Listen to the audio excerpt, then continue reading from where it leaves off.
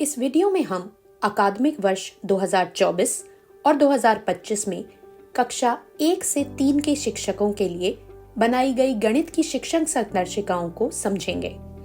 निपुण सूची की दक्षताओं को साप्ताहिक शिक्षण उद्देश्यों में विभाजित किया गया है, जिसे पूरा करने के लिए गणित की शिक्षक संदर्शिका में 25 सप्ताह की शिक्षण योजना दी गई है। गणित के साप्ताहिक शिक्षण चक्र के अनुसार सप्ताह के पहले 4 दिन 3 नए उद्देश्य बच्चों को सिखाए जाएंगे। इस चरण को अनुदेशात्मक कार्य कहते हैं। अनुदेशात्मक दिवसों में सिखाए गए उद्देश्यों का समेकन और आकलन 5वें दिन में किया जाएगा। समेकन शिक्षण योजना का निर्माण शिक्षक को स्वयं करना होगा। आकलन में बच्चों के प्रदर्शन के अनुसार बच्चों के साथ 6ठे दिन रिमीडियल शिक्षण योजना और साप्ताहिक पुनरावृत्ति पर कार्य होगा।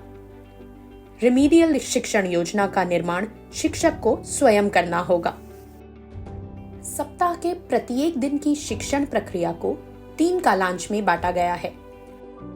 आइए अनुदेशात्मक कार्य के दौरान पहले 3 दिन में की जाने वाली प्रक्रिया को विस्तार में समझ लेते हैं।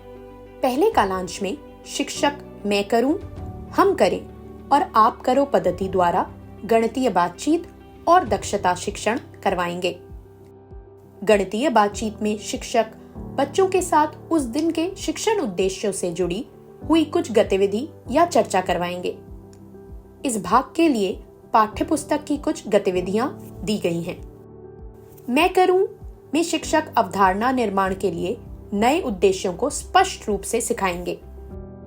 हम करें में शिक्षक बच्चों के साथ मिलकर सिखाई गई अवधारणा पर काम करेंगे और फिर आप करो के दौरान बच्चे सिखाई गई अवधारणा का स्वतंत्र रूप से अभ्यास करेंगे और समझ बनाने की कोशिश करेंगे। इस दौरान शिक्षक द्वारा संघर्षशील छात्रों की ओर विशेष ध्यान दिया जाना चाहिए। दूसरे कालांश में कक्षा में सिखाए गए शिक्षण उद्देश्य का बच्चों के साथ अभ्यास किया जाएगा। यहाँ छात्रों से कार्य पुस्तिका में अभ्यास पत्रक करवाए जाएंगे। अभ्यास पत्रक पर कार्य पूरा होने के बाद बच्चों को शिक्षक द्वारा बनाए 8 से 10 प्रश्न चिन्हित अवधारणाओं पर दिए जाएंगे। यह प्रश्न संदर्शिका में दिवसवार दिए गए प्रक्रियात्मक प्रवाह के प्रदर्शित प्रश्नों के अनुसार होंगे। शिक्षकों से अपेक्षा है कि वे पाठ से पहले ये प्रश्न तैयार करें।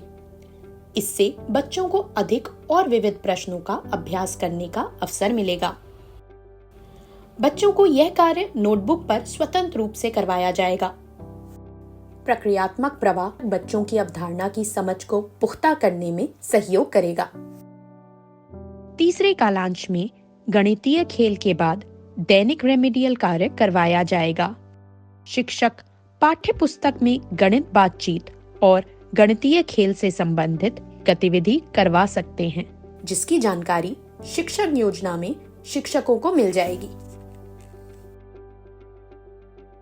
चौथे दिवस में प्रथम 2 कालांश को रिक्त रखा गया है। इन कालांश का प्रयोग शिक्षक कक्षा में शिक्षण योजना अनुसार सिखाए गए उद्देश्यों की पुनरावृत्ति या छूट गए उद्देश्यों को पढ़ाने के लिए उपयोग कर सकते हैं। चौथे दिवस में शिक्षक बच्चों को खोजें और जानें कार्य भी करवा सकते हैं। इस कार्य को सभी कक्षाओं में करवाया जाएगा, जिसका निर्माण शिक्षक स्वयं से करेंगे। चौथे दिवस के कालांश 3 में शिक्षक बच्चों की प्रक्रियात्मक प्रवाह के लिए अभ्यास 4 को हल करने का निर्देश देंगे। पिछले 4 दिनों में सिखाए गए शिक्षण उद्देश्यों का समेकन और आकलन 5वें दिन किया जाएगा। आकलन में बच्चों के प्रदर्शन के अनुसार बच्चों के साथ 6ठे दिन रेमीडियल शिक्षण योजना और साप्ताहिक पुनरावृत्ति पर कार्य होगा।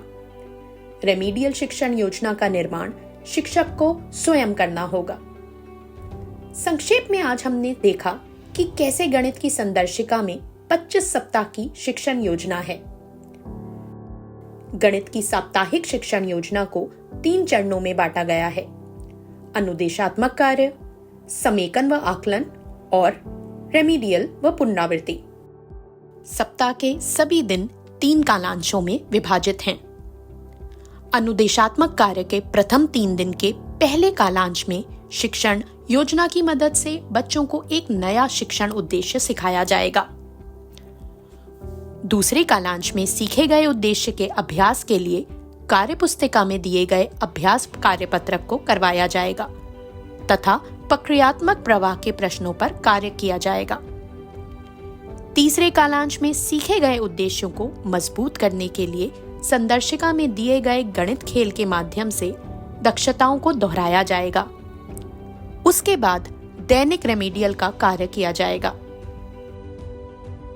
आइए इस वीडियो में प्रदर्शित गणित की शिक्षक संदर्शिका के कक्षा कक्ष में पालन करते हुए कक्षा 1 से 3 के सभी बच्चों को निपुण बनाएं।